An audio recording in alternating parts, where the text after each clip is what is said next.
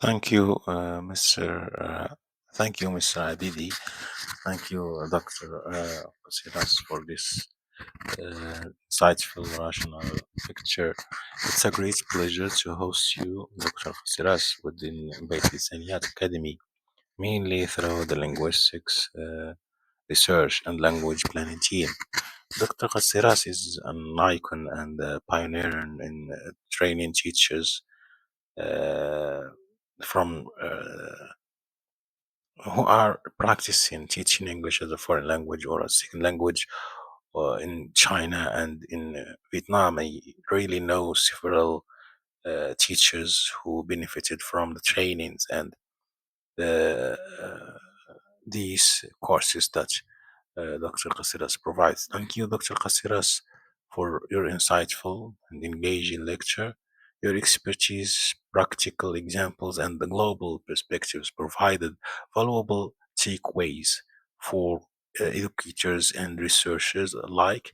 I particularly appreciated it. Your work is truly inspiring, and I look forward to uh, hosting you in future scientific events, lecture, or conference, uh, especially while the Moroccan syllabus is or and curriculum are changing. For example, in junior high school, the new textbooks contain games. Each unit contain at least one game and one short story.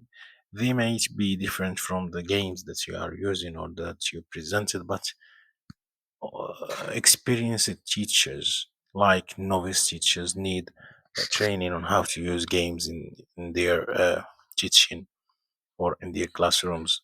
Not only teachers need the training, but also they need also how to deal with this lack of materials uh, and those variables that interfere in using games within the classrooms. I have several questions that you may like to answer or that may can enrich this lecture. For example, I have a can you share specific examples of gamified activities that significantly improved language acquisition in this context, or in Morocco, China, and in Vietnam?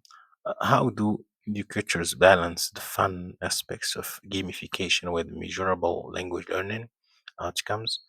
What classroom management challenges arise when using games where there are were were there any surprising similarities between teachers using games in China, Vietnam, and Morocco, despite this different educational context or environment? What are your top recommendations for teachers of English as a foreign language or as a second language? How do you uh, encourage these teachers to use artificial intelligence powered games or gamification? How can teacher training programs better prepare educators to use gamification? Do you see gamification evolving further with this generative artificial intelligence, or these artificial intelligence generated powered tools, I mean?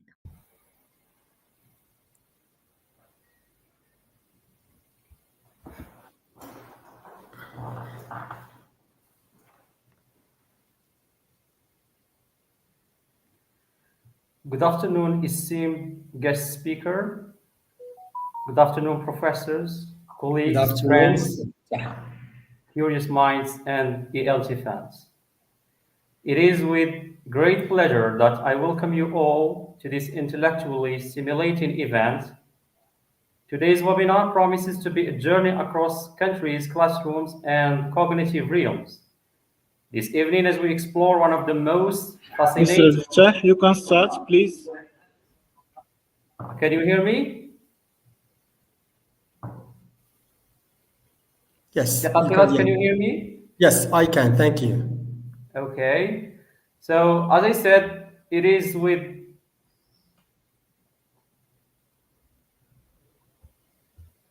I think we have some technical problems here.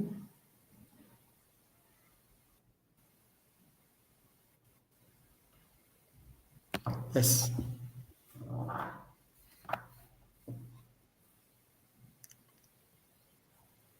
Yes, عبد الفتاح. Yeah. Okay. So good afternoon, esteemed professors, colleagues, friends, and curious minds. It is with great pleasure that I welcome you all to this intellectually stimulating event. Today's webinar promises to be a journey across countries, classrooms, and cognitive realms. This evening, as we explore one of the most fascinating intersections in modern education, gamification, artificial intelligence, and 21st century skills. Now, let me begin with a sincere appreciation and a heartfelt thank you to our distinguished guest speaker, Dr. Lhoussine Qasserras, who accepted our invitation with no hesitation. Professor Qasserras' enthusiasm and openness are a testament not only to his professionalism, but also to his deep commitment to meaningful academic exchange. Thank you, Dr. Qasserras, for honoring us with your presence and for never hesitating, not even for a second, to say yes to any academic or professional gathering. Thank you, Sir عبد الفتاح. We are also profoundly grateful to the leadership team at Bitlisaniyat Academy. Without them, this webinar wouldn't be possible. I would like to thank and express my sincere gratitude to Dr. Marwan Sikran, the director of Bitlisaniyat Academy, Professor Safiya Qasas, our vice director, Dr. Abdul Qadir Bantauti, the president of the Linguistic Research and Language Planning team, Professor Yassin Jamal Idrisi, our esteemed executive director, and last but not least, Professor Ahmed. Thank you all for making this event possible. Now, allow me to return to our respected guest speaker, Dr. Lhoussine Qasserras. I'm pleased again to say that I have had the pleasure of meeting Dr. Qasserras in person, not once but twice. And the first time was in 2022 at a conference held at Saramaf Meknes, when I was a teacher trainee there at the center. And the second was at an international conference that he organized in Rabat last year. I learned a lot from Professor Qasserras, and among the life lessons I learned from him is that hard work, persistence, and discipline always pay off. Now I move to shed light on our guest speaker's biography, which I promise to keep a bit shorter than a doctoral thesis, because his CV reveals the kind of profiles that make the rest of us update our CVs in a panic, I would say. Dr. Lhoussine Qasserras is a professor of applied linguistics at Hassan First University of Settat and the founder of the American TESOL Academy in Morocco. He holds an MBA and MED and a PhD in linguistics, specializing in quality teacher education. He has developed several training programs, including the 120-hour TESOL certification and the taught training of trainers program. He has published more than 28 research articles across national and international journals. He has also presented at conferences in different countries, including Morocco, Finland, England, Senegal, Vietnam, and Gambia. His areas of expertise include TESOL, curriculum design, teacher education, and professional development. So settle in, adjust your screen brightness, silence those group chats, and prepare for a rich, data-driven, and refreshingly interactive session. Professor Qasserras, the floor is yours.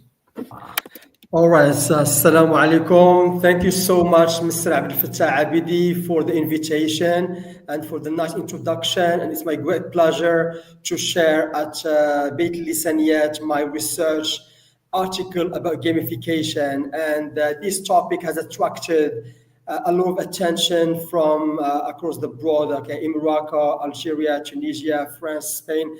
And recently I visited Finland to share the same research at Lahti University in Finland, and it was a very good experience to meet, educators, experts, professionals sharing the same topic about how to motivate and engage learners. So today, my topic is very interesting. It's about a comparative study on gamification in ESL classrooms across Morocco, Vietnam, and China. And some of you may ask a question, why Vietnam and why China? For one simple reason, because we have an American TESOL Academy here in Morocco. We train teachers and we help teachers to get access to the job market, not only nationally, but also globally. So those Moroccan teachers who are teaching now in Vietnam and China, who would like to learn if they have the same thing, the same, good points about playing games in class like in Morocco, the Moroccan context or not. So today, I'm going to share with you very interesting things. Number one, I'm going to share this one. One second.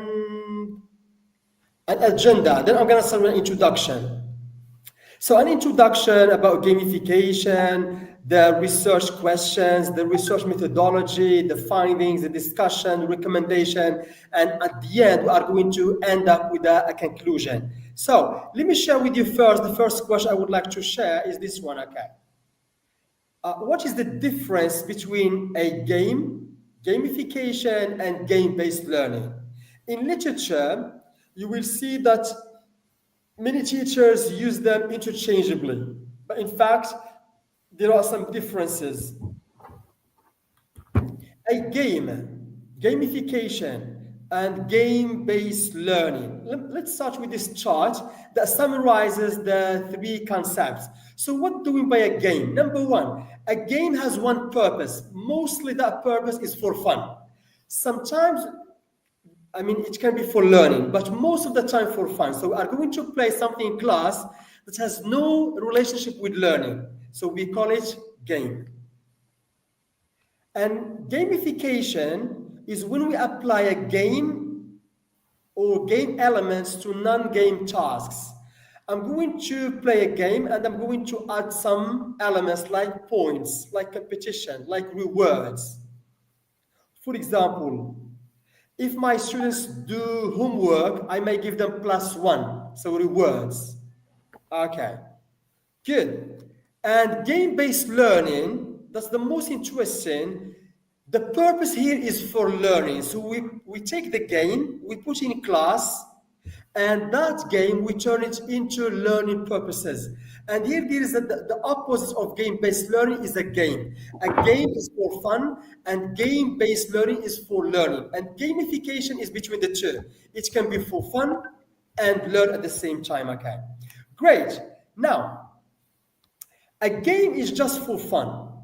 And gamification adds game-like rewards to learning tasks. And remember, it can be for fun or no fun. So it's in between. Gamification is between a game and a game-based learning approach. A game-based learning approach uses an actual game to teach content. So we play a game for learning. Okay. Good. Now, let me start with this one. An introduction again. What is gamification? Because my research is about gamification. Now I'm going to dive into this term, gamification. Gamification is the integration of game game-like elements in education, such as what? So when we add points, +1, +2, +3, when we give chocolate, candy to the learner, when there's a competition between A and B, when there's an interaction, all these define the term gamification. The second question, why? Why gamification in ESL or EFL classrooms? Number one, when we add gamification in our classes, number one, there is motivation. The learner is motivated. The learner wants to learn, wants to study, wants to come to school every time, okay? And number two, based on my research, Qasserras 2023, gamification promotes engagement and participation. And here you may ask a question, what's the difference between motivation and engagement? Number one, motivation is temporary. Today, I give a learner +1, he or she is motivated. But after a few minutes, he might not be motivated. So motivation is temporary. In contrast, engagement is everlasting. It takes so much time, okay? When a learner is engaged, that means loyalty. That means he loves the school. That means he's passionate about the school, okay? So he's not going to stop. He's going to continue to be loyal for a long time. So that's the difference between motivation is temporary and engagement, there is loyalty. Now, when there is engagement, the result, the learner wants to participate. And number three, why we should use gamification. It develops 21st century skills, the 4 C's, collaboration, communication, critical thinking, and creativity. And for the research objectives, here we are going to compare how ESL teachers, why I'm using ESL, because we are addressing China and Vietnam. And China and Vietnam, they consider English as a second language, but in Morocco as an EFL, as a foreign language.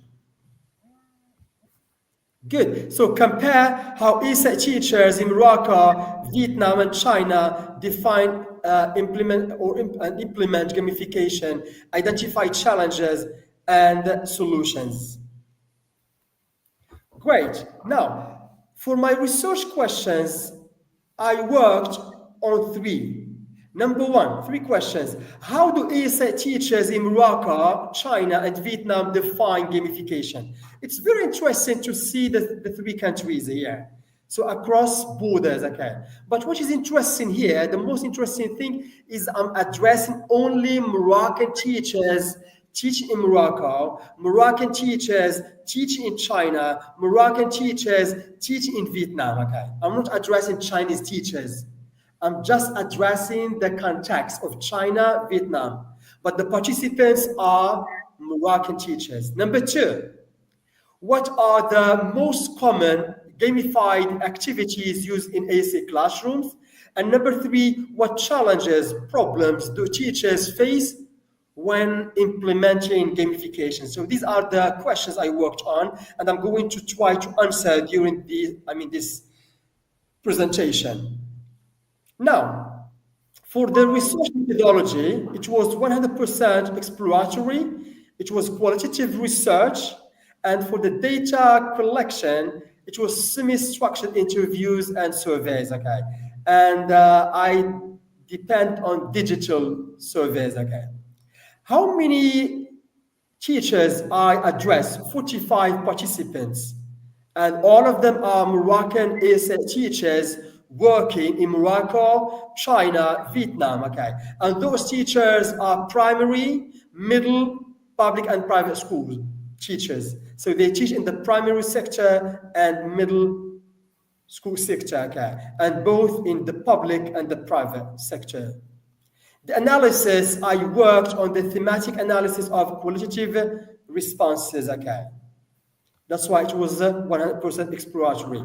Now, the main interesting thing about my research is the first question: how do teachers define gamification? Now, I'm going to take on a journey into 3 countries. Let's start with Morocco. How we as Moroccan teachers teach in Morocco. How do we define gamification? So the majority of Moroccan teachers stated, number 1, competition. What is gamification? It's about competition. What is gamification? Is when we play a game between A and B, between group 1 and 2. So all of them use this topic or this theme, competition-driven approach.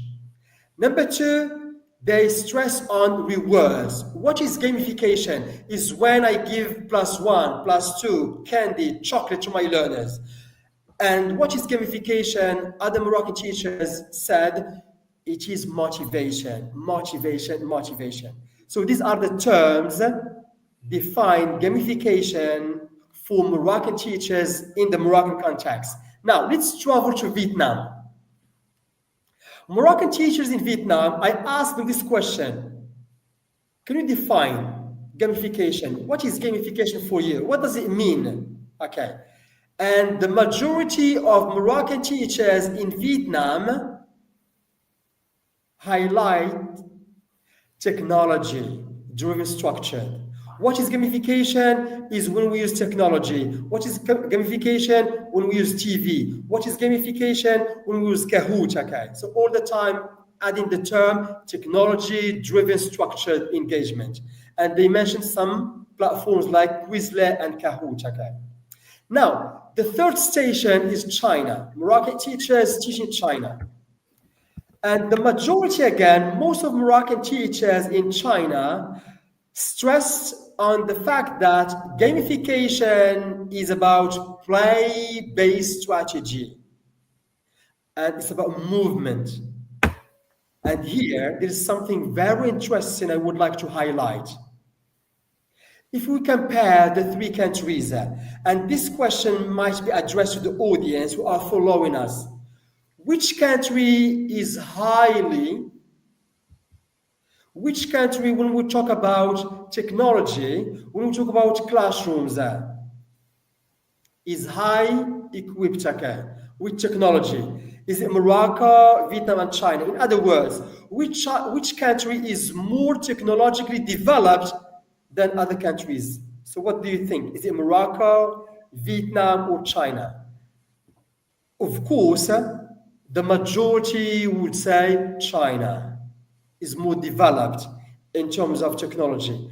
But this study highlighted something very interesting, which is this one, China. So look here, China, the Chinese education system emphasizes on teachers to avoid using technology, especially with children, with young learners. I'm going to highlight it. Based on my research, the Chinese educational system insists on teachers to avoid using technology blindly with young learners.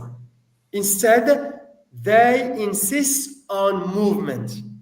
And look here, the Vietnamese educational system insists on technology.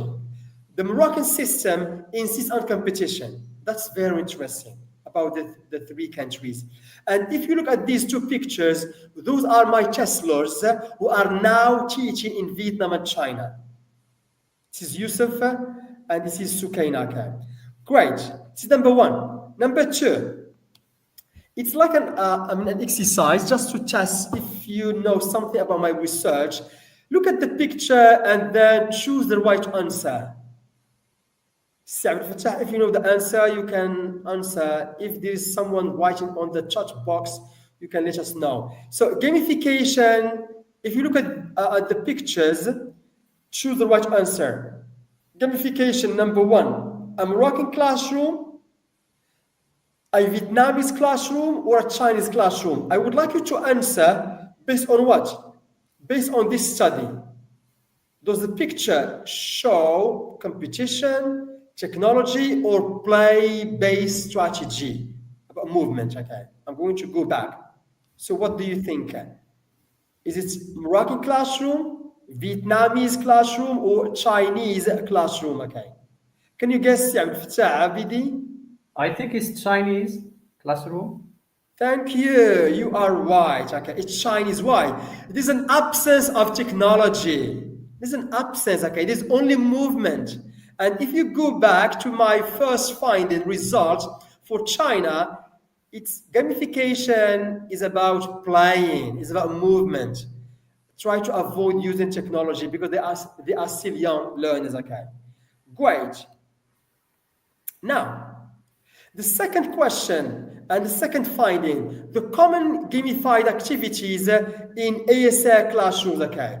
The question I ask to Moroccan teachers in Morocco, Vietnam, and China, what are the very common games that you use, and give us some examples. Now, let's start with our country, Morocco. The majority mentioned some games like couscous game, vocabulary bingo, quiz competition, flashcards, role playing, board games. So these we can call them traditional games. Okay, they are using the board, the paper, etc. Okay. Now, the second country, Vietnam, technology. So they are using digital learning platforms, Quizlet, Kahoot, escape room challenges, grammar, Jeopardy. Okay. You may ask me a question that in Morocco we use Kahoot, but I'm talking in general. Most of Moroccan teachers talked about traditional games like couscous, bingo, quiz competition, flashcards. Okay. For Vietnam, the focus was on digital learning platforms like Quizlet and Kahoot. Okay. For China, movement. Simon says, touch your head. Simon says, touch your eyes. Simon says, touch your ears. There is movement. So that's the interesting thing about my research. For the Chinese context, you have to use movement, body, total physical response, very dominant in China. Okay. In Vietnam is the technology base more dominant, and in Morocco the traditional games are more dominant. Okay, great.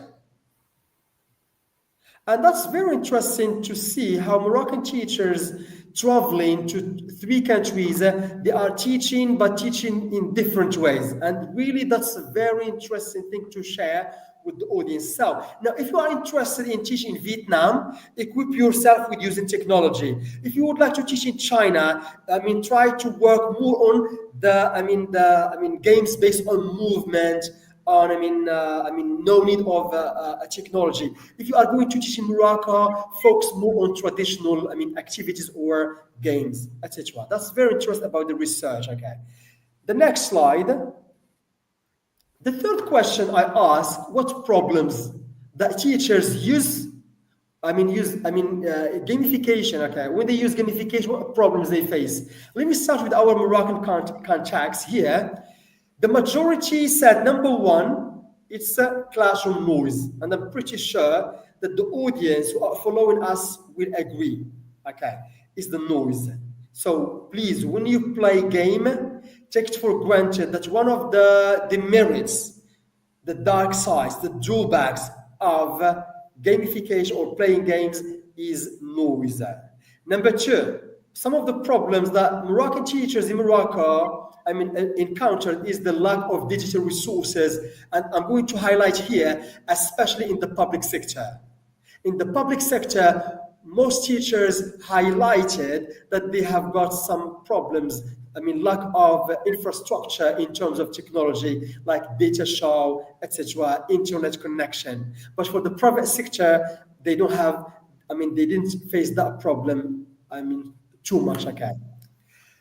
And the third problem in Morocco we face is keeping students focused after games. Now, when you play a game, motivation, engagement, so much fun, when you would like to go back, to take them back to the lesson, that's a big problem. There's a gap. How can you take them quickly, smoothly to the main lesson? Okay. Now, let's fly to the next station. It's Vietnam. Okay. Vietnam, the Moroccan teachers in that country expressed dissatisfaction with playing games, especially with creating a balance. Okay, they all the time play games, but there is no competition. Okay, So they need to play and create a balance using competition as well. And number two, time constraints. They play games and the game may take too much time, okay, for them. And number three is ensuring inclusivity, how to include all the learners. In every single class, there are three major abilities: the high achiever, the average, and the slow learner. How can you include all of them when you play games? This is the third problem that Moroccan teachers express in Vietnam. Okay.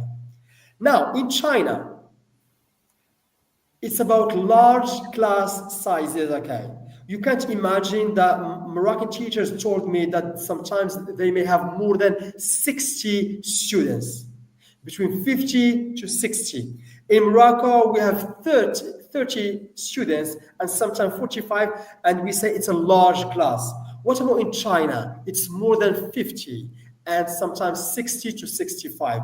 So Moroccan teachers in China faced this problem, very large classes.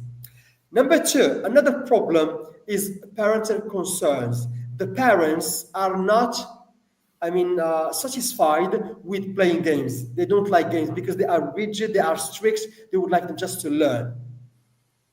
Another problem is explaining rules effectively. When you play games, how can you give clear instructions?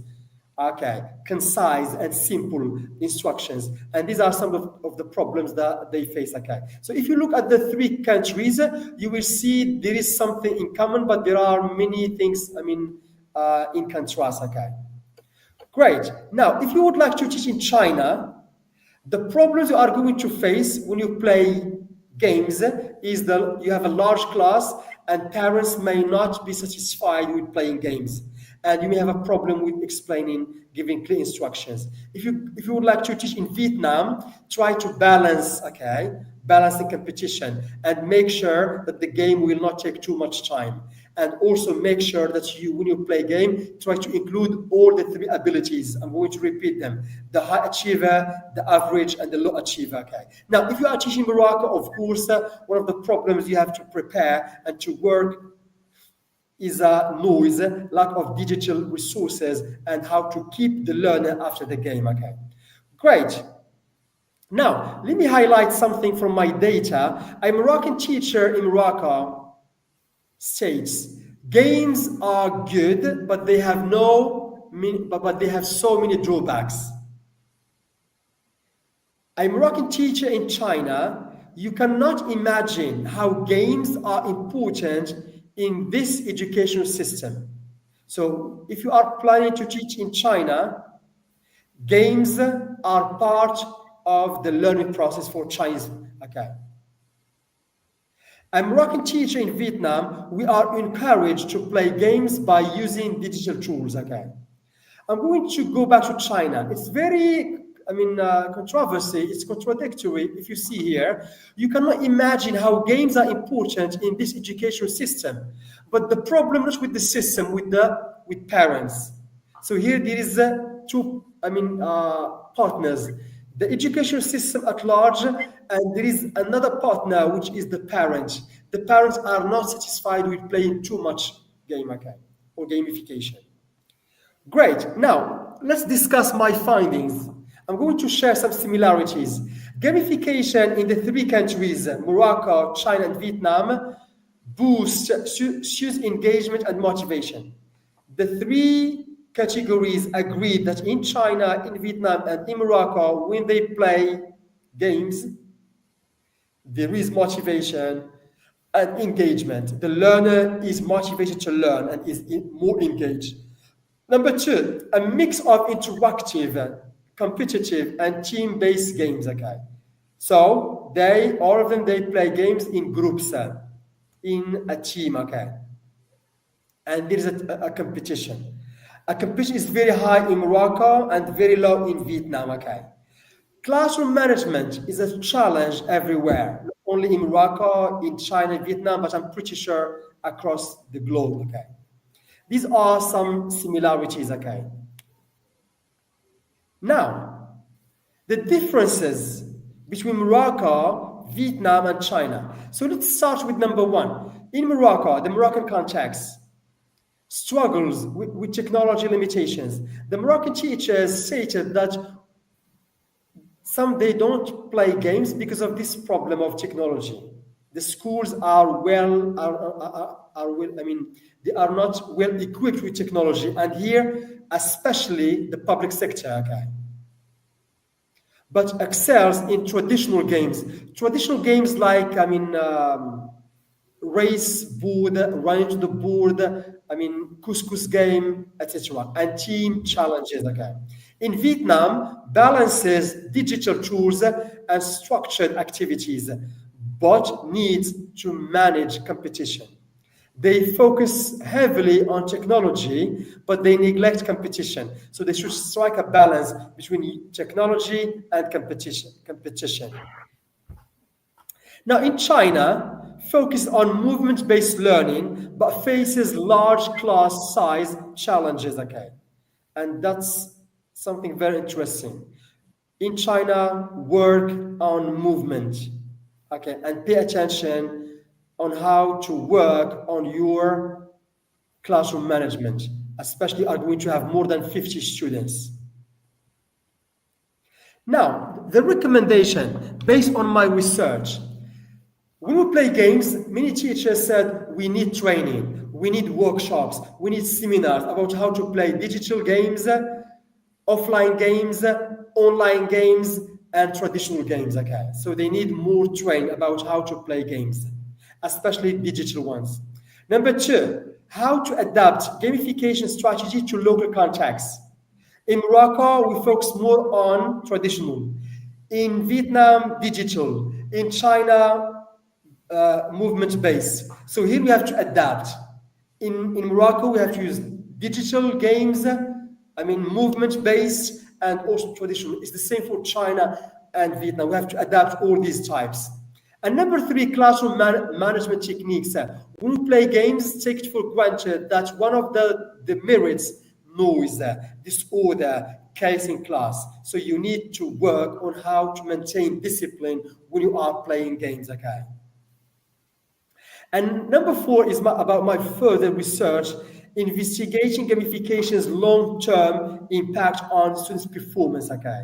My research was based only on the short-term objectives, but we need to work on the long-term objectives when we are using gamification in ASA classrooms, okay? And we need to explore the best practices for integrating gamification, especially in large class setting. Why? In Morocco, they say we cannot play games in large classes.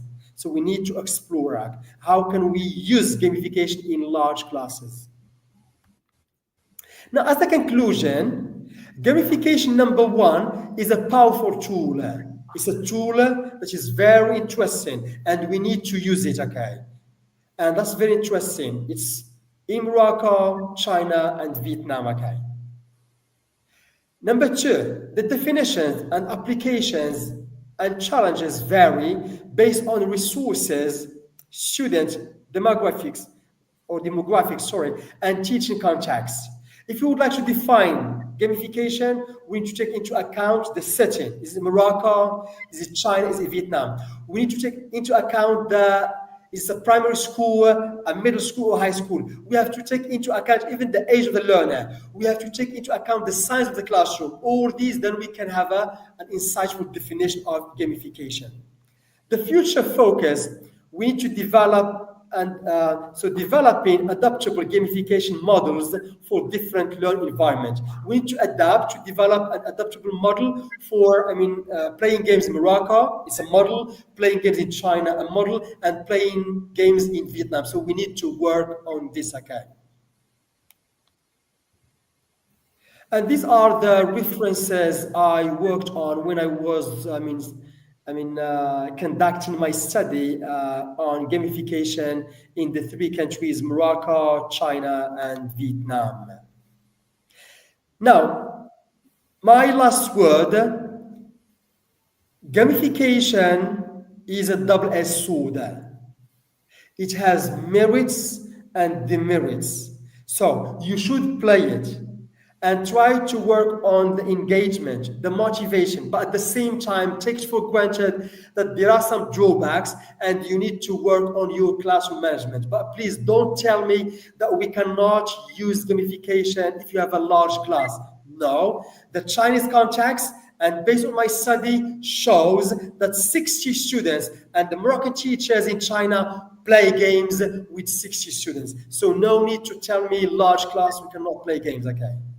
In Vietnam, they play gamification with digital platforms. Don't tell me that technology sometimes wastes our time, consumes time. No, in Vietnam it worked, and it has worked up to now. Okay. Don't tell me that we should not use traditional, types of games. Okay, like couscous, board race, etc. It worked, and it still works in Morocco. I would like you to vary all these games. Why? Because we have got different learning needs, different learning styles. We can use, movement-based games for kinesthetic learners. We can use, digital, platforms like Kahoot for visual learners, analytical learners, etc. So please, my piece of advice: vary and diversify your instructions, your methods, and even the types of games. And thank you. Thank you very much, Professor Qasserras, for your remarkably comprehensive and engaging presentation. Your presentation actually bridges theory and practice.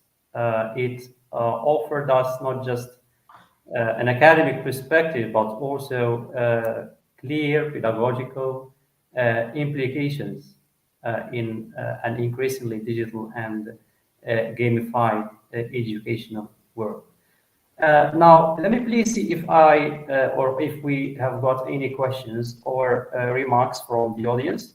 So you can please type your questions or remarks here in the comments.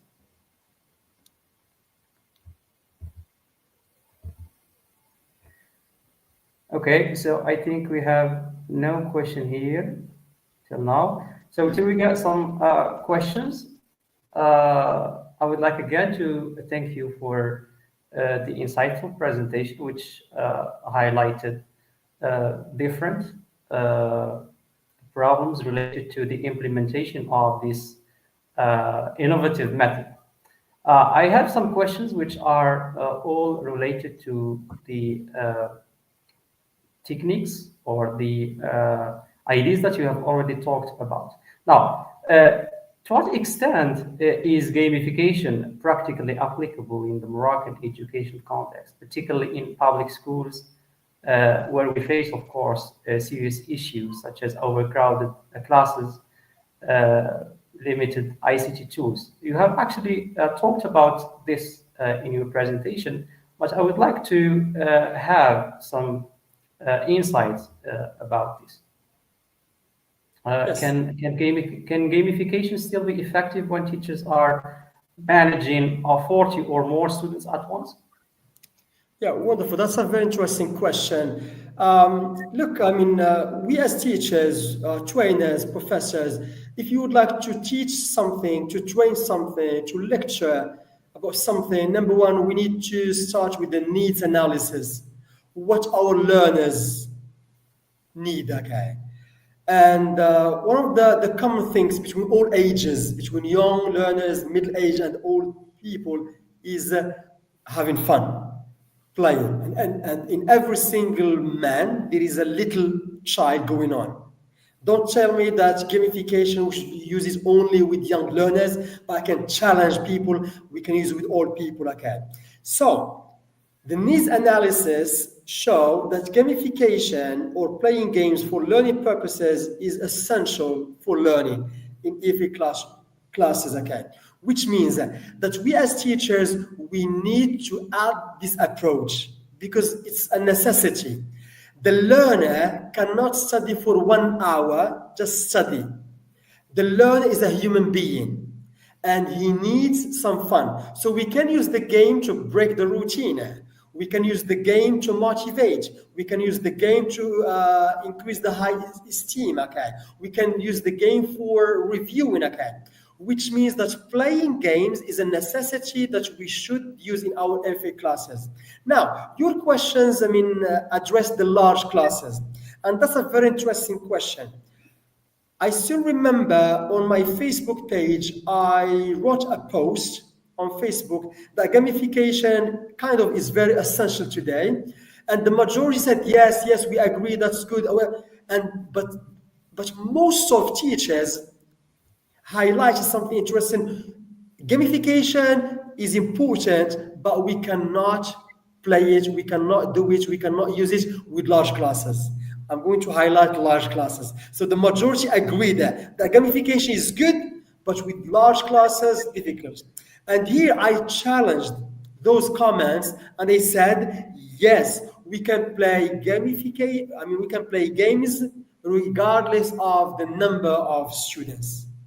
And here the question is about the professional development, is about the classroom management. Are you well qualified to play games or not? If you have a good experience, you are competent, you have got the skills of how to manage classes, you can play. Now, if you cannot play games, that means there is something wrong about your classroom management, because it doesn't make sense with a teacher in China, more than 60 students playing game, and it worked. Here in Morocco, with 35 learners, and we are complaining about playing games because there is noise. So here the question is about the teacher should work on his classroom management. Okay. Thank you, Professor Qasserras, for your answer. We understand that gamification is important in today's classrooms, and we understand the benefits of this innovative method, but the question is always about the how. We have another question here, which is related to the second part of the question I raised earlier. The question is raised by Anis. He asked, how can we overcome the technological issue we have in Morocco? To overcome the technology, but the question is, if I understood the question, is about the lack of infrastructure or about how to use technology. Now, if it's about the infrastructure, this research has shown something very interesting. The public and the private sector in Morocco. The private, did not complain about technology because the majority mentioned that the classrooms, are well equipped. However, the public sector talks a lot about technology. The classrooms are not well equipped. There is no internet connection in our classes. Okay. So here, if you would like to add gamification using digital tools, so you need technology. And here, if there is no technology, it doesn't mean the end of the world. So you switch to the movement based or use the traditional. Okay. So that's now the private provides you with everything. The public still, some or most of schools are not well equipped. In this situation, I really, I'm not, in the position of the top management to talk to them about, having a good infrastructure for every single school. Is the job of the top management to answer this question. Okay. Now, if your school is not well equipped, remember that we don't have only one way. There is no one perfect way. It's not only technology. You can use paper, you can use the border, you can use movement, and all these can add motivation, engagement in your classroom. Now, if I understood the second part of the question, if you have technology and you don't know how to use it, again, it's the CPD, the continuing professional development. We need to learn how to use technology effectively. When we use technology, don't be, blind and use technology blindly, taking a video from the YouTube and use it as it is now. We need to adapt it, and we need to see if the duration of the video suits the lesson type, the objective, the age of the learner. If the video, the images, the appearance, everything there, does not distort the image of Morocco. So we need to learn more about technology. Please don't use technology blindly, but be critical when you are using. I can give you an example.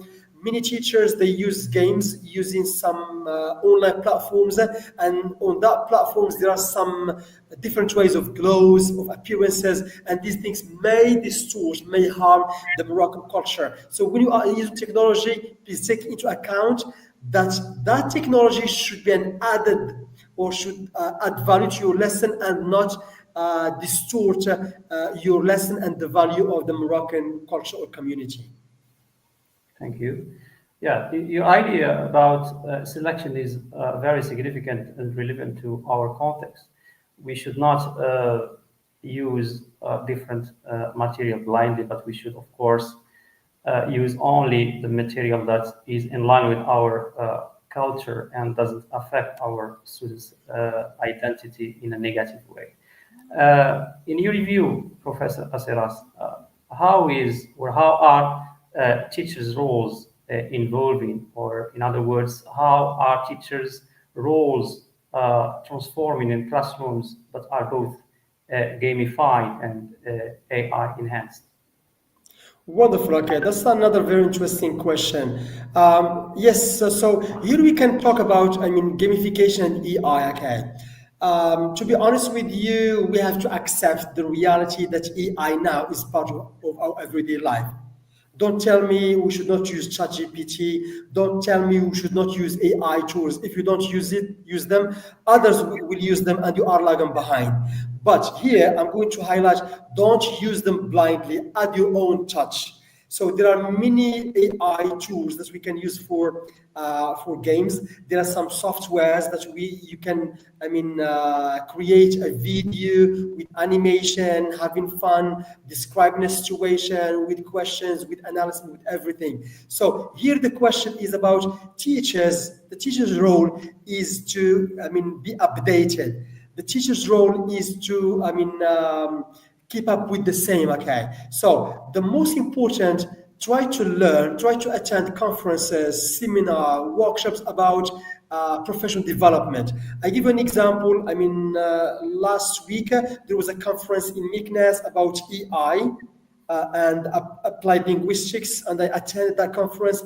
I shared my study about EI in public and private Moroccan schools. And it was very interesting. I learned from many presentations by other professors and other researchers. So that's the value and the beauty of conferences. So here, the role of the teacher is to attend conferences, workshops, seminars, and to learn more about EI. And please don't be, I mean, kind of concerned and worried about using EI. Try to be a friend to EI, and take it as your company. Take something interesting from it, add your own touch, and all these things will add value to your lessons. If you are still teaching using only the whiteboard, remember that the needs analysis will state that the learner is is passionate about using AI. Our learners are more qualified. They love using AI. So we need to integrate AI in our technology. And that's the gap. Teachers are kind of old people, okay? And learners are kind of young people, okay? Now, young people are born with technology and with AI, so they love using AI. But we as teachers, we need to bridge that gap. What is that gap? We are all teachers. We don't like using AI because it's something new for us. But because of the needs analysis, we need to integrate it. Why? Because our learners love using it. So my piece of advice for teachers, your job is not just to teach the language, but also to learn more about AI. Thank you for your informative and comprehensive answer. We've got another question raised by Mr. Benabou. Does gamification support inclusion in teaching? Does gamification support inclusion in teaching? Good, okay. I mean, here we can talk about inclusion, how to include all other learners and all other learning styles, okay. So when you play a game, a game is an approach in itself, okay? And every approach has got merits and demerits. So there are some weaknesses behind playing gamification. But please, when you play and when you implement, when you add gamification in your classes, try to target, to integrate the three types of learners: the fast learner, the average one, and the slow learner. And there are some ways, okay? Number one, you can differentiate your instructions. You can have two instructions, one for the high achievers and one for the slow learners. It's number one. So differentiate your instructions. Or you can play a game and you can put them in groups. And when you put them in groups, you can mix the groups based on the mixed ability level. So you can add the high achiever, the slow learner, and the fast learner. But the most important assigned task, for example, let's imagine that we are going to play a game based on answering WH questions. And here I'm going to put my learners into groups of threes. So threes with three members, okay? The first one should answer the question why, the second one should answer the question how, and the third one should answer the question what. So we have the what question, the how question, and the why question. Now, how many ability levels do we have? How many abilities? We have the fast learner, the average learner, and the slow learner. So I'm going to ask the fast learner to answer the question why, because the why is challenging, the why is more difficult.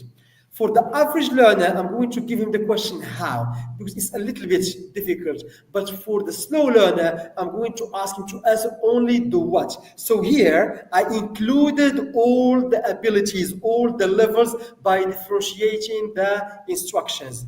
So Muhammad, I would like you watch this short video and you answer only what they are doing in this video. Layla, you are going to watch the same video and you answer how they do it. And Rizlan, I would like you to answer the question, why did they do it? You see here, I'm including all the levels. So we can play games and we include all the levels. However, there is no perfect approach. There are merits and demerits, strengths and weaknesses. Very interesting technique. I think it also develops and enhances students' self-confidence and ability. I mean, and they might feel also, taken into consideration in the classroom. Anis is saying that the issue in Moroccan teachers talked about, the one about the fact that students, he's raising a question about gamification and motivation. He's saying that students lose motivation after game ends. What possible solutions are there? Okay, that's a very interesting. And I talked this about my study. I highlighted that one of the problems that teachers face when they play games is how to take them back after the game. Okay, and that's very interesting. So number one, give them clear instructions. Okay, tell them, I would like to be motivated, to be engaged. Today, you are going to play a game for 5 minutes, but please, after 5 minutes, we finish and we go back to the other exercises or other parts of the lesson. So when you give clear instructions and there is a smooth movement from the game to the next stage or the next activity, that would help. Okay. For example, the learners will play a matching game. They are going to match the pictures with the definitions. Okay. Once they finish, okay, that's great job, brilliant, I liked your performance today. Good. Now, let's move to the next stage, to the next activity. So at the very beginning, give them clear instructions. Work on your voice and then move. The transition should go smoothly from one stage to another. Okay. It's like an orientation session. Tell them we are going to play games. We are going to be engaged, motivation, but please keep that motivation till the end of the class. Don't play the game and you stop, but you have to continue. Okay. So giving clear instructions, an orientation about the game, and moving from the game to another activity should be, a kind of smooth transition. Okay. Thank you for your answer. Si Mohammed Mutali is saying, is expressing his gratitude and appreciation for the insightful presentation. He says, I quote, As a teacher, my students love it when there is a game in the lesson. More than that, my students always say, "Teacher, please, can we play Simon Says?" However, I have a question. Do these games enhance long-term retention of knowledge? And sometimes I notice that there is a sense of over-competitiveness and distraction. How to deal with that? Thank you so much. End of quote. Yeah, good. That's a very insightful question. Look, um, one of the rules that we insist on teachers, when playing games, is the short period of time. A game is essential, a game is efficient when we play it in a short period of time. Now, when the learner say, please teacher, let's continue, I would like to play again. Don't play it because it's going to lose the flavor, the value, the taste of the game. The value is when we play it in a short time. So please, if you play it again, they lose enthusiasm and they feel bored. So let them ask you, please, can we play it? But don't play it again, okay? Because the beauty, the value, the importance of the game is in a very short period of time. It's number one. Number two, one of the best ways to play a game is to put it in a form of a competition. But here, be careful. When you play a game in a form of a competition, here we have two partners, two groups. It's a competition. And when we say two groups, there is a winner and a loser. And that's why we insist on our teachers to avoid the term loser in your class. So at the end, we will have win-win situation. There is no winner and no loser. There is only win-win. If you win, because you did great. If you didn't win, you are going to learn from your mistakes. So please, teach your learners that you are one family. Today you are a winner, and next week, next session, I'm not going to say you will be a loser. You will not be a winner. So I don't use a loser in my class. So please don't use it. And teach them that this value, we accept being not a winner. Why? Because in the future, I will be a winner. At the very beginning of the school year, teach them that this is my philosophy of teaching. I'm going to use games in my classes. And please, we will have two parties, two groups. We will have a winner and the students will say a loser. No. A winner and a winner. Okay. So there is no loser. Pay attention. If you say loser, you will be penalized. If you say loser, -1. If you say loser, next time you will not play a game. And they will believe in the win-win situation. Okay. Thank you. Thank you. We have another question here. Is implementation always effective, especially with teenagers and baccalaureate students? Okay, so these are the two target population, the teenagers, and something very common about adolescents or adolescent learners is the fact that they would like to break rules. So remember, when you teach teenagers, as a teacher, you have to be patient. Why?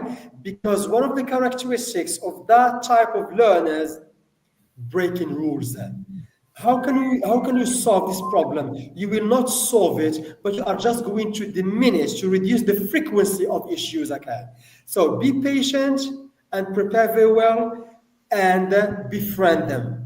Listen to them, okay, because they are going to break rules. But I'm not saying to accept any kind of rules, okay, but just accept from time to time, okay. Now, for baccalaureate, okay, they are, conscious and they are concerned about the exam, okay. So that's why when you play games, I don't think that baccalaureate learners will like it because psychologically speaking, they are thinking about the national exam, about the quiz, about the test, about grading, okay. However, as a teacher, give them an orientation session, an introduction. Tell them that, yes, we are going to play games just to break the routine. We are going to break games just to help you to remember things, to feel relaxed, etc. So please, when you play games, remember that learners think it's just for fun. It's your job as a teacher to orient them. We play games for learning, for having fun, to relax, to remember things and to feel, at ease. Okay. So either with teenagers or baccalaureate students, gamification is practical and very effective. Okay. However, I don't agree if you use too much fun a lot of games with baccalaureate students. Why? Because this peer is very critical. They would like to work hard, they would like to study. Okay.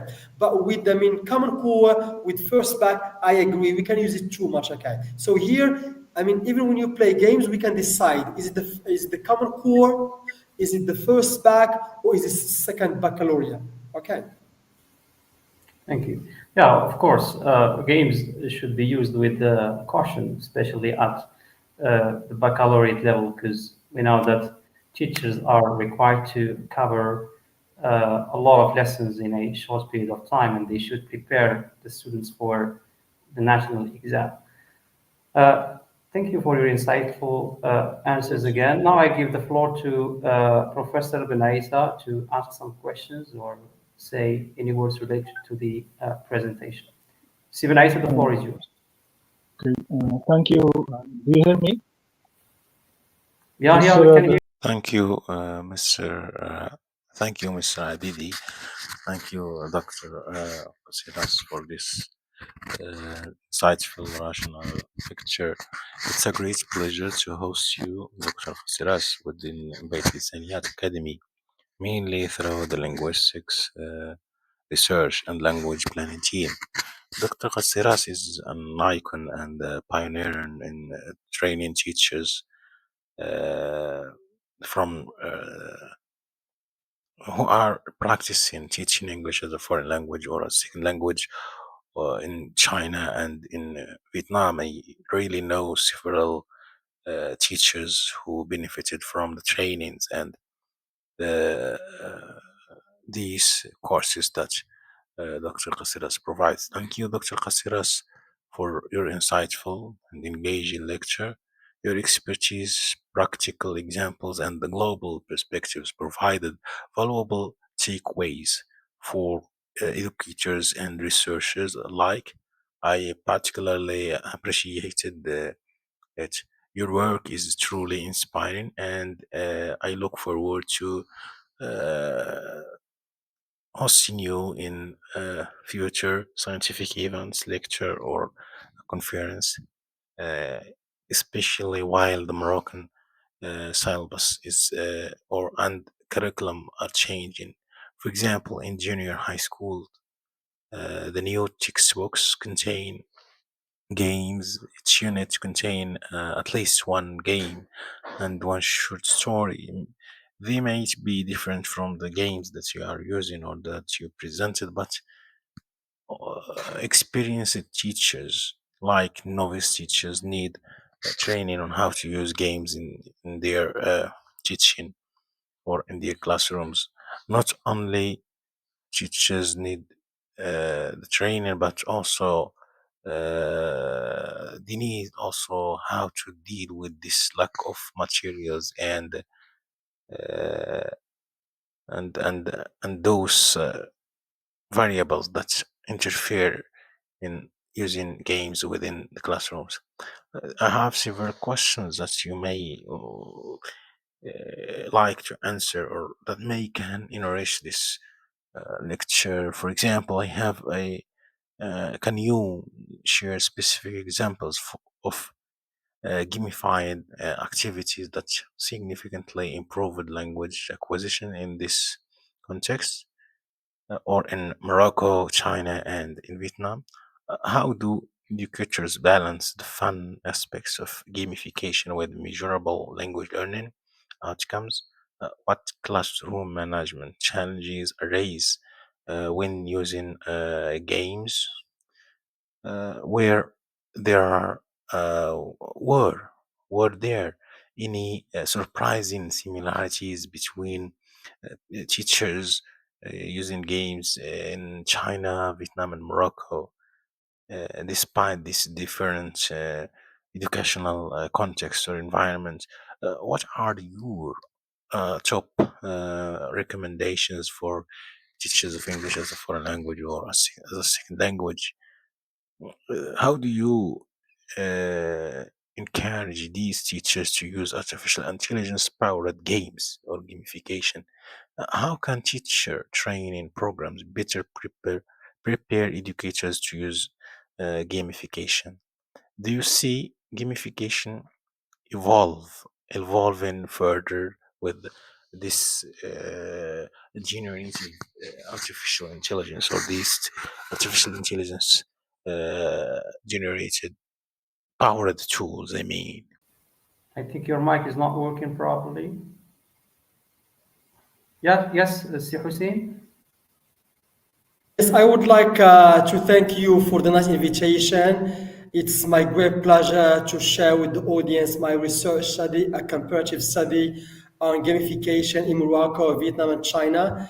And it's really Bitlisaniyat, a great platform for meeting professionals, practitioners to share previous studies about English language teaching.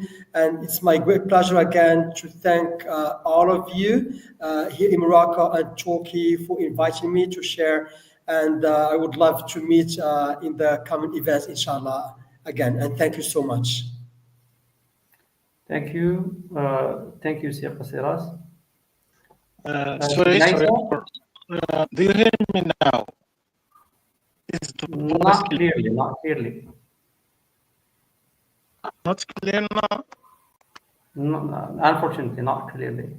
Can you hear me? Can you hear him, Sir Qasserras? No, there is noise going around his voice, okay? It's not clear. Okay, so sorry. Okay. So Thank you. I have another question which is related to equity. Of course, technology brings new opportunities, but also some problems related to inequality, which raises a critical issue. Professor Qasserras, how can we ensure that gamification does not widen the gap between schools with ample digital resources with those with non-digital tools? Yes, that's a problem in itself when you see that there are two types of schools, one public, and some of it are not well structured, not well built in terms of technology, while the private sector well, structured with technology. That's a problem in itself, especially gamification is an important concept in English language teaching. And here I would like to shed lights on the Finnish system. In Finland, they have got only one system, okay, and there's only the public school. So they are all, this is what we call equity, okay. They are all studying in the same school, the same system. To be a rich person, a poor person, to live in this place or another place is the same. And that's why when it comes to learning, they have got equal opportunities, okay. Now, the situation in Morocco and in other countries, that's a problem in itself, especially when we use technology. To be honest with you, based on my study, private schools are well equipped and they provide new opportunities for learners to practice and to use the language, and also to benefit so much from gamification. So here, my piece of advice is: number one is to balance between the private and the public. I'm not saying that, admitting or saying that the public schools are not well equipped, but some of them are not, especially in rural areas. Okay, and here is a matter of equity. How can we, build a good citizen having the same benefits, and the same opportunities like the one in the urban or in the center? Okay, so we really need to have a second thought about equity in Morocco, and we need to see how to empower students who are in the rural areas. Because to be honest with you, in the big cities, yes, I agree, the schools are well equipped with technology. Now, when you go far away from big cities, especially in small like villages, you will see that there is a problem about technology, and we cannot deny that technology enhances the learner's performance, the learner's fluency, the learner's accuracy, and the learner's cognitive development. So it's high time for the top management to think about how to work on, or how to support financially, technologically, and also in terms of infrastructure, those who are in the rural areas. Thank you. Mr. Benaisa? Okay, do you hear me now? Is my voice clear? Yeah, it's clear now. Okay, thank you, Dr. Qasserras. Thank you, Mr. Abidi, for Pleasure. this engaging lecture. I was talking about the change that is taking place in Moroccan classrooms. For example, in junior high schools, the new textbooks include games. Each unit include a different game, or more than one game.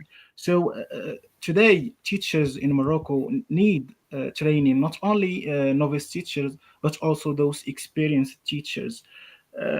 To I have some questions here. For example, can you, Dr. Qasserras, share with us a specific example of gamified activities that significantly improved language acquisition in one of these contexts? Yes, there are three types of games we can play for learning purposes. We can play offline, which means we don't need the internet, or we can play online. We need the internet, or the other one is to download the game. Okay, so here, if you are going to use technology, I'm pretty sure that many teachers are familiar with Kahoot, Bambuza, Class Dojo, the Millionaire. Okay. And here I'm going to share with you the Bambuza. So Bambuza is an online platform, and this one is really important for practice. When you would like to practice, especially matching, guessing, and multiple choice. Now let's imagine we are going to teach our learners, geography about countries, geographical places. Here, for the Bambuza, it gives you that platform where you can fill in the gaps, okay? Like the beach, the forest, the lake, the sky, the plant, etc. Okay? So you fill in these vocab terms, because I taught my learners about nature. Now, for the practice, you can use practice interactively in class. Okay, they ask and answer. Okay, what is your favorite? Geographical place? It's the lake, because it's just practice and interaction. Now I'm going to play gamification. I would like to have fun, engagement, competition. So here I'm going to put my learners into groups, and I'm going to use technology. I'm going to use Bambuza. Bambuza, I'm going to share the platform, and then there are boxes, and I'm going to scroll my mouse, and on the screen there is numbers from 1 to 20. I'm going to scroll my mouse, and they need to tell me the first number. For example, the first group, choose one number. They may choose 7. I'm going to click 7. 7 here you can say a question. For example, what is the biggest forest on Earth? And the group number 1, they should think about the biggest. So here we are talking about critical thinking, okay? They are going to work together, okay? And there is a limit concerning time. No more than 6 seconds they need to answer. So there is competition, there is engagement, there is critical thinking, and they are working quickly to think. Okay? After 6 seconds, they need to answer. If they tell me Ma'mura, I'm going to click on the number 7 and it may give me the name of the savannah, for example, or that one in the Brazil, okay. And as you see here, number one, I'm using technology because our learners, they play video games. They are using the screen, so I'm using the screen. They like competition, I'm using competition. But here, I'm not using the screen for fun, I'm not using the screen for competition, but the main purpose is learning. They are going to learn about the biggest forest on earth. And then I'm going to move to the second group. Can you choose the number 7? What is the biggest river in Morocco? Or what's the river that separates Rabat and Saleh? Okay. And you see that there is engagement, there is competition. So I advise teachers to use Bambuza, Class Dojo, The Millionaires, Kahoot. These games will add value and beauty to the teacher's class. Okay. Thank you, Dr. Qasserras. Several teachers who try to use games within their classrooms have some fears from how to balance the fun aspect with this measurable language learning outcomes. Nice, yeah. Good. So number one, at the very beginning of the school year, basically we start with the agreement between me and my learners, with we call it the code of conduct. At the very beginning, tell them that in my classes during the during the course, we are going to play some games. And remember, number one, the main purpose is not fun. The main purpose is learning. So tell them this at the very beginning.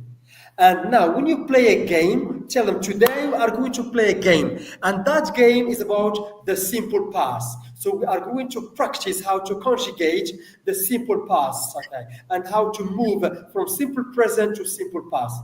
Tell them, okay? Give them clear instructions, okay? And they are going to have fun, and behind fun, there is learning. So please, we need to strike a balance between fun and learning, but the main purpose is not fun. It's learning, okay?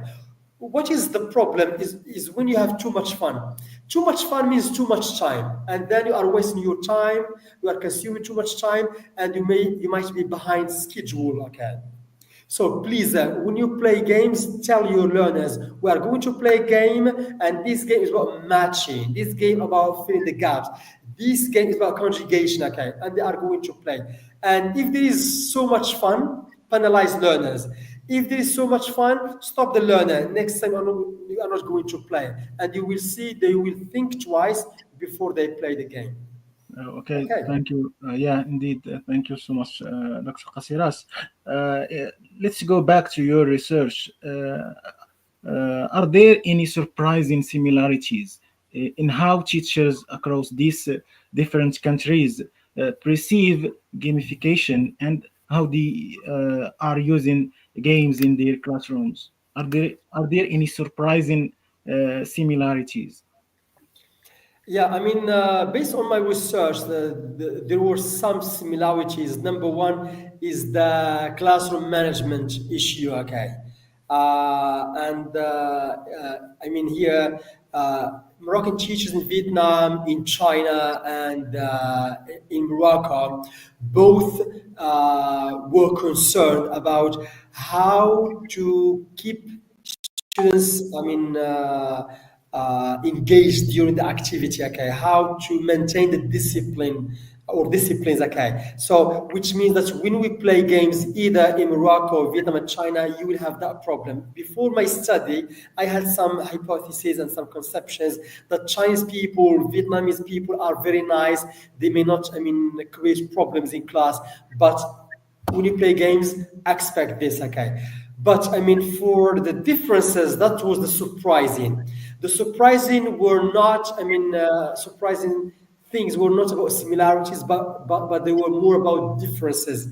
I was so surprised to see that China, as a great country, technologically well developed, but that country insists on teachers to not to focus more on technology. Try to avoid using technology, especially with young learners. Okay, in Morocco, we do our best to use technology if we have. In China, in Vietnam, they use technology excessively. Okay, but in Vietnam, no. In Vietnam, number one, movement, body language. So that was a surprising, finding in my research is about China.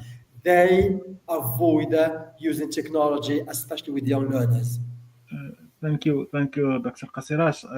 As you know, Morocco is a country in which society is more collective. So, as you said, it's better to use games that are based on this feature of the Moroccan culture. And as you know, the new learners are digital, and they are using technology outside. And if they try to use game, teachers try to use games that engage different students in group work or peer work and so on, they will enjoy more. Please, are there any recommendations that you may recommend to novice teachers who are teaching you English as a foreign language or a second language? Okay, good. Yeah. Great. So now, when we play games, as I said at the very beginning, is a double-edged sword. It has merits, demerits, weaknesses, and strength. So number one, choose the right game that suits the learner's age. Select the right game that suits the learner's level. Choose the right game that suits the size of the classroom. Choose the right game that suits the type of the lesson. So when you think about this, then you can play a game. Don't be very passionate and you play any game. No. There is a game for accuracy. There is a game for fluency.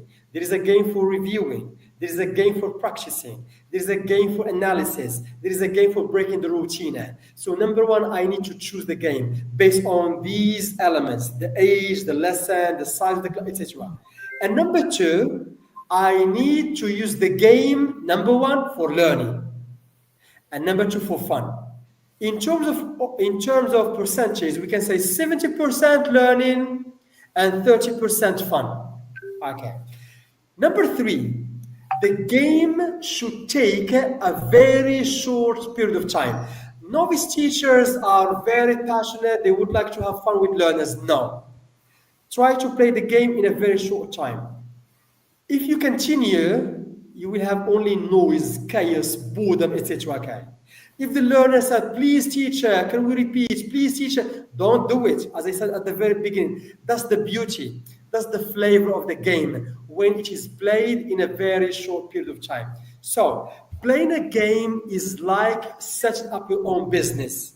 In business, don't be passionate. Be realistic. The same for playing games. Don't be very happy, very excited to play games, but be very realistic about noise, about time constraints, about your neighbors next to you, about the lesson, about the program, about everything. Okay. Thank you so much. Thank you. Very, The floor very is yours, interesting. Mr. Abidi. Okay. Yeah, very interesting. Of course, now we understand and we are aware of the importance of gamification in our classrooms. Of course, now games are included especially in middle schools, in seventh and eighth graders. We see them in Spotlight 1 and Spotlight 2, but sometimes these games are beyond students' level. We just need to adopt those games and try to meet students' needs, age, and level. Now, as a researcher, Professor Qasserras, do you have any recommendations apart from those that you have already mentioned in your presentation for young early career scholars in the area of gamification in particular and ELT in general? Yes, thank you. Now, thanks to the AI, you can just, give instructions to AI, and I have 24 learners. The age is between 13, 15.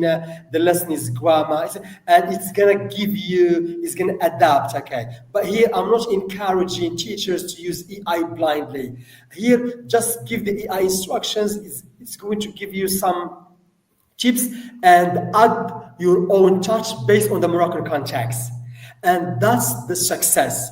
The success is when you bridge between technology, the AI, and your experience. Now, if you are going to use your own perspectives, okay, there is something missing about technology, okay? So my piece of advice, because now we live in the era of AI, use AI, add your own touch, and that will help you to, provide a very insightful and a very engaging game. Now, to my humble experience, when you play a game, choose the occasion. On which occasions you should play game? Is at the beginning of the lesson, in the middle for practice, or at the end for summarize or reviewing? So it's very interesting question to choose the right time, okay?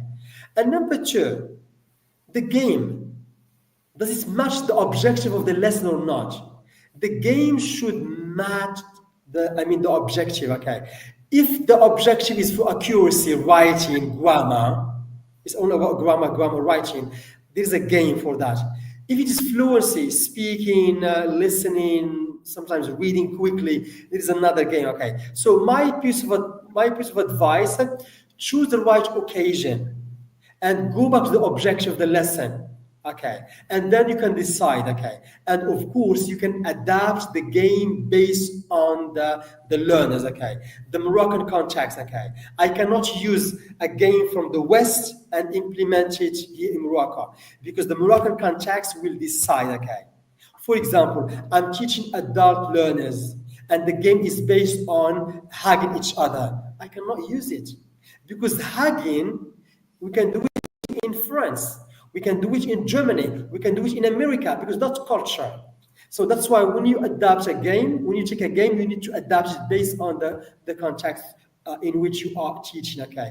In China, Chinese are reserved. In Morocco, they are open, Moroccans, okay? So here I need to play a game that will help the Chinese learners to be open and not closed, okay? So again, I come back to the needs analysis, what I need, okay? These are the things we need to take into account, but remember, I mentioned something very interesting, which is the AI. Use it to get improve that and to boost your teaching practices. If you don't use it, you are going to boost your teaching practice, but slowly. Using the AI, adding your own touch, there is improvement in a very short period of time. Indeed. Thank you very much. Do you have any final words, Professor Qasserras, before we close this webinar? Yes, my last word is CPD, continuing professional development. Invest in your professional development. Invest in attending conferences. Invest in attending seminars. Invest in visiting other teachers. Invest in learning. And when you invest in your CPD, I'm pretty sure you will not tell others that we cannot use games with large classes because there is noise. If you invest in your professional development, you will say, I can use gamification with large classes because I know, I learned, I exchange information, and I watch a lot of things. So that's my piece of advice. CPD, CPD, CPD, and thank you. Thank you very much, Professor Qasserras, for being with us. Thank you very much again for your informative, insightful, and engaging presentation. Thank you for always being ready for any academy. So as we come to the end of this webinar, I would like again to extend my sincere and deepest gratitude to our distinguished guest speaker, Dr. Lhoussine Qasserras. Thank you, attendees, for your questions and for your presence. Your questions and engagement are, of course, what made this webinar success. Special word of thanks goes to all the Bitlisaniyat Academy members for their hard work and for always being there when we need them. Thank you all and goodbye. Thank you.